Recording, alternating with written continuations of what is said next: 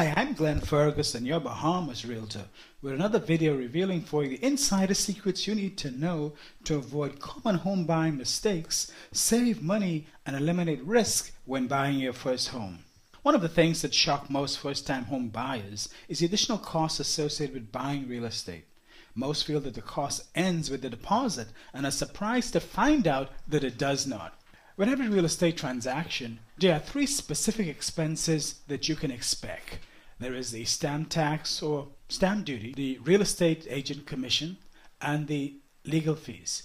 These are all captured in what's called closing costs. So apart from the required deposit or down payment, which usually range between 5 and 10%, you will also want to know how much your closing costs will be, because no real estate transaction is complete until these costs are paid.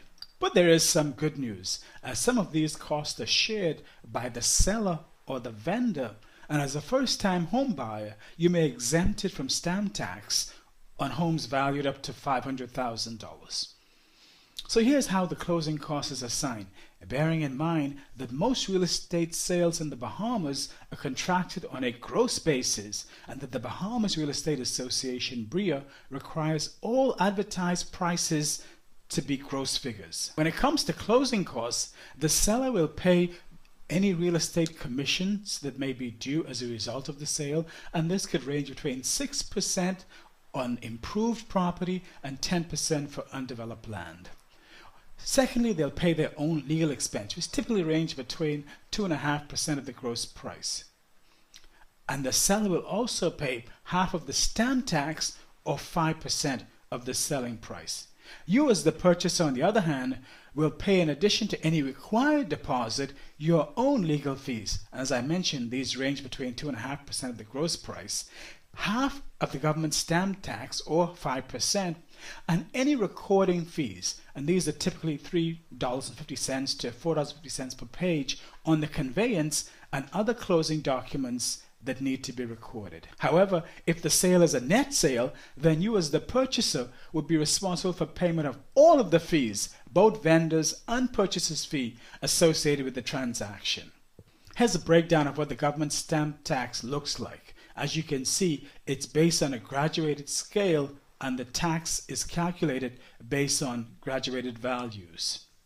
The legal fees are also on a graded scale, with the standard bar scale of fees on conveyance being 2.5% on the first $500,000.